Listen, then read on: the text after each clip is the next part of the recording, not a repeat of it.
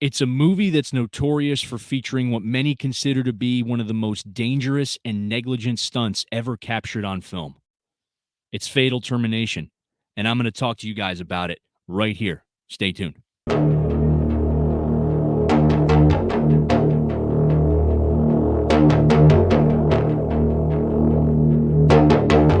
What is going on, everybody? Will here with From Screen to Shelf. Thank you for tuning in.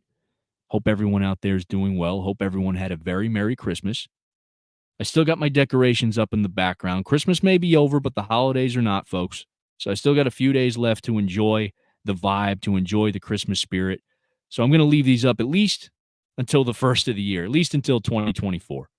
But I'm here today to talk to you guys about a movie I've been wanting to watch for quite some time, and that is the 1990 Andrew Cam film, Fatal Termination. Now, this was released by Error 4444, a relatively new boutique label specializing in these kinds of films. And I own a couple of their titles already. So when I heard that they were releasing Fatal Termination, being impressed with what they've put out previously, I had to get myself a copy. Now, there are two different slipcovers made available for this release. The version I have here is what I believe to be the newly commissioned artwork. And this is a double-sided slipcover, folks, which is really cool. And then your case is a standard Amaray case with reversible cover art. And inside you have your Blu-ray disc and your booklet. Now, this also came with a poster and some stickers. I do not have the poster on hand. It's already in one of my poster books. So I was thinking of showing that off somewhere down the line. I'm probably going to do a poster video to show you guys all my 88 films, Eureka, Error 4444, and some of the boutique label posters that I have, because I've amassed quite an amount. So I think that'd be a fun video to do down the line for you guys. But let's get into the movie itself and talk about that. Now, this film was directed by Andrew Cam, who's mostly known for a film he made a couple years prior to this one named The Big Heat, which is another Hong Kong action movie that's more of a brutal police drama, which is pretty cool if you're interested in checking that out. As far as the cast is concerned, it's pretty stacked, but just to give you guys a few names, we have Moon Lee, whose name is pretty synonymous with the Hong Kong action subgenre of girls with guns films, including Fatal Termination. Some other movies she starred in of that time period, Angel Terminators, and another one that I saw more recently, which is Killer Angels, which is really cool. And hopefully we'll get a Blu-ray or a 4K release of that sometime in the near future. So again, Moon Lee, fantastic actress. Simon Yam is also in this film. And, if you're familiar with Hong Kong action movies or Hong Kong cinema in general, Simon Yam is a household name at this point. Philip Ko, who plays the lead antagonist in this film, actually gives a really great performance. He plays the arms dealer in the movie that we'll talk about. And Philip Ko, just a really good character actor, very charismatic guy. So he's involved with this as well. And then we have Ray Liu, who plays Moon's husband in the film. This is a pretty ensemble cast. Everybody pretty much pulls their weight in this film. But I should say that the standout performances are for sure Moon Lee and Philip Ko. Now, the story of this film focuses on a cop and his family and their run-ins with a corrupt customs agent and an arms dealer involved with this international weapons smuggling organization. And the focal point of the film is the confrontation between these two parties and the escalation of that confrontation, which gives way to some pretty incredibly thrilling action sequences and shootouts, including the most infamous scene in the movie, which is the car stunt involving a little girl. Now, the plot of this movie is decent. In fact, I'd say the story for the most part is pretty straightforward, but there's a multitude of characters to pay attention to here. However, these elements tend to take a backseat to the major selling points of the movie, which are, in my opinion, the action sequences, the shootouts, and the stunt work and choreography. Speaking of the stunt work, I think it's time we get right into it, folks, and talk about the most notorious scene in this movie. Now, I want to preface this part of the review by stating that the tone of this film to begin with is pretty bleak, to say the least. This is a very mean-spirited, nasty, nihilistic movie. In fact, I remember texting Gabe and Chase shortly afterwards, joking about the need for a shower to wash away, to wash off the cinematic nihilism that I had experienced during the runtime. But the world in this movie is one that is unforgiving It is a world where nobody is safe. It is a world where no character is off limits and nobody is immune to severe harm and in some cases even death.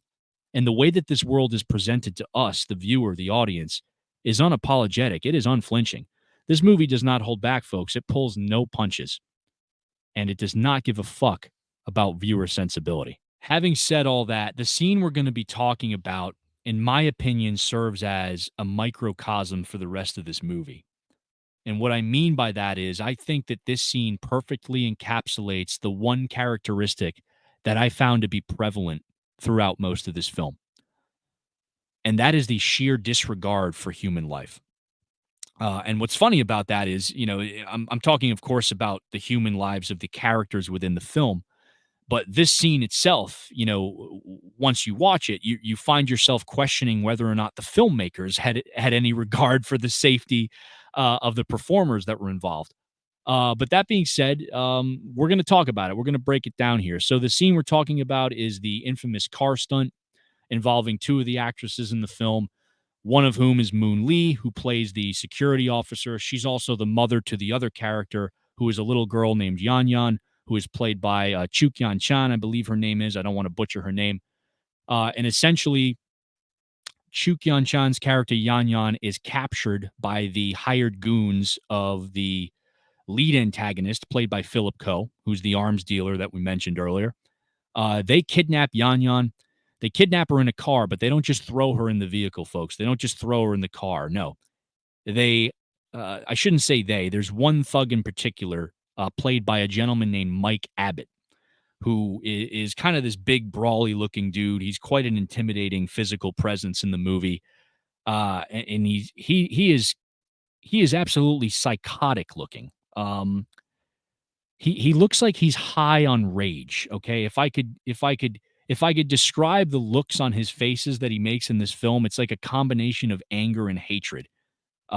Truly a horrifying looking goon, so to speak. But Mike Abbott or Mike Abbott's character, and I don't know if his name is ever mentioned in the film. He's one of Mr. Ko's henchmen, right? And Mr. Ko is obviously, as I said, the lead antagonist, played by Philip Ko.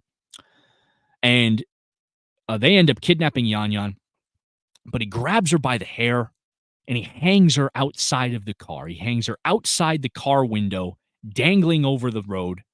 The car backs away from the scene. Moon Lee's character, hearing her daughter in peril, she runs after the car. She ends up jumping on the hood. The car ends up pulling away. It ends up turning around. It ends up taking off. So this car is picking up speed now, folks. It's picking up speed. We have Moon Lee's character on the roof trying to stop the vehicle, trying to deter the driver from continuing to drive away. And what ensues is just an absolutely bonkers chase scene. I mean, not even a chase scene, just a bonkers stunt. One of the craziest things I think I've ever seen.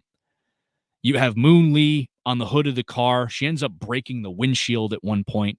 The car's swerving back and forth. She ends up fighting with the driver and the thugs inside the car. Meanwhile, this vehicle is all over the place, folks. It is swerving back and forth. It's spinning around. It's turning corners and whatnot.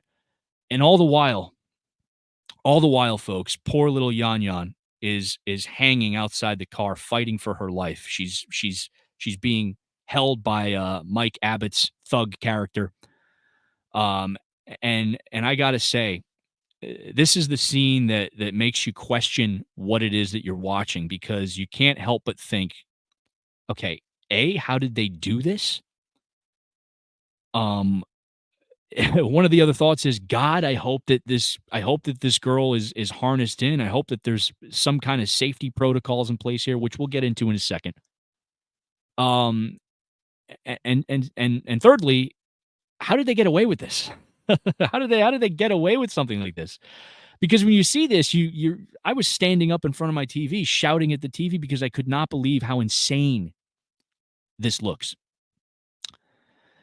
But the car is driving away with a broken windshield and all. Moon Lee's character fighting with the driver. She's like yanking on his tie, and he's steering wheels jerking back and forth. The car's swerving all over the place. Poor little Yan Yan just dangling there, legs dangling over the road. and we see the pavement underneath, and we can kind of gives you the impression of how fast this vehicle is moving, which just adds to the tension in this scene. But I did watch the special features, and there is an interview with the stunt coordinator, Ridley Choi, and I hope I'm pronouncing his name correctly. And Ridley Choi states that they did, in fact, have safety harnesses in place. They had safety protocols in place.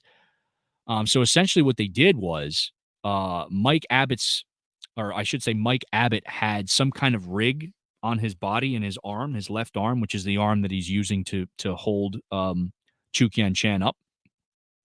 There was some kind of steel bar or device on his arm that was connected to a harness that was connected to Chu Kian Chan's wardrobe. So that's apparently how this scene was done. That's how she was harnessed in. Moon Lee, being on the hood of the car, also had a safety harness on her for her shots. So they did tests for this leading up to the shooting of the actual scene. So they ran through this scene countless times, according to the stunt coordinator. And the young girl's parents, Chu Kyun Chan's parents, were supposedly present throughout the not only the testing of this stunt, but the actual filming of the stunt as well. Um, but I gotta say, man, regardless of those claims, regardless of that information, you still can't help but question, the just the thought process behind this and whether or not it was worth it. I mean, it makes for a great, exhilarating stunt sequence, but man, my palms are sweating just talking about this to you guys. But yeah, I just think that sequence alone is absolutely jaw dropping, exhilarating, nail biting. I can't think of enough ways to describe just how intense it is. Um, and I guess there's a whole philosophical debate to be had as to the depths that we're willing to go, or the limits that we're willing to push in order to give or create, art or entertainment, right? And I think this movie fits somewhere in that debate. I think I think it's a perfect vehicle for that kind of discussion. But ultimately, if you're interested in this kind of thing, if you're interested in a Hong Kong action movie that pretty much goes beyond the standard of what we're used to seeing in Hong Kong action films. And what I mean by that is this movie tends to take things a step further with the subject matter and how far they're willing to push those limits. And you can say what you want about that, but I think there's something to be admired there. So I would definitely check this movie out. I cannot recommend this movie enough. And that's pretty much it, folks. Those are my thoughts on Fatal Termination. Overall, I did enjoy this movie. I think it's a really hard hitting Hong Kong action film with solid performances all around and jaw dropping action sequences, including that stunt scene, which will live in infamy from this day forward. If you're interested in picking this up, I believe the limited edition versions of this film have sold out. So, what I would do is head over to Error 4444's website. I would join their mailing list and keep an eye out down the road. They'll most likely release this as a standard edition, like they have with some of their other titles. So keep an eye out for that. And yeah, that's it for today, folks. I appreciate you guys tuning in. Thank you so much for watching. If you like the content that you saw here today, if you like the other content that we put out on this channel, hit the like button, subscribe, and hit the notification bell. That way you guys are notified whenever we post new content. Thanks again, and I'll talk to you guys soon.